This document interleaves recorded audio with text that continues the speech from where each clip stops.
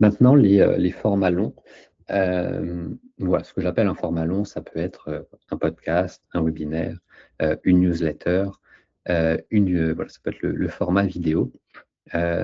Globalement, je pense qu'on a tous des formats avec lesquels on est plus ou moins à l'aise.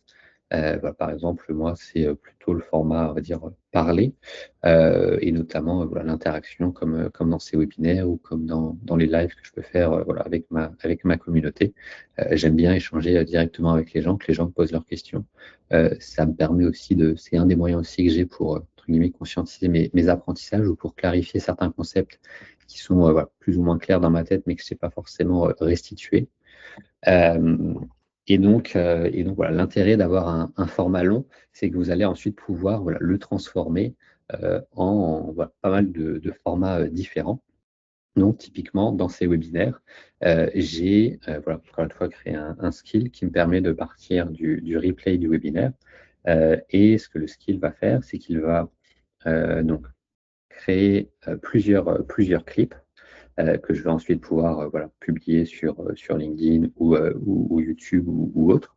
Ça va aussi créer voilà, un guide voilà, sur le webinaire en question que je vais pouvoir publier sur mon site. Je vais vous en montrer un exemple juste après. Et puis ensuite, ça fait encore une fois de la matière brute voilà, dans la machine qui vont pouvoir servir voilà, d'autres posts LinkedIn. Et donc, voilà, c'est l'autre intérêt du format long, c'est aussi voilà, d'avoir un format qui va vous demander voilà, peut-être 1 à 3 heures de travail. Et ensuite, vous allez avoir en termes de contenu, voilà, peut-être 1 semaine à 2 semaines de contenu qui vont être créés à partir de ce dernier, avec encore une fois et toujours uniquement des contenus que vous seul auriez pu produire. Donc, pour vous montrer un exemple de,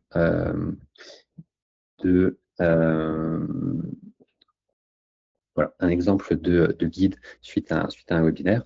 Donc là, c'est sur le premier webinaire qu'on a fait sur qu'est-ce qu'une entreprise IA native. Et donc voilà, pour moi, ça, j'ai rien eu à faire d'autre voilà, que d'activer le skill dont je vous ai parlé. Donc là, il y a le replay en entier qui est sur YouTube.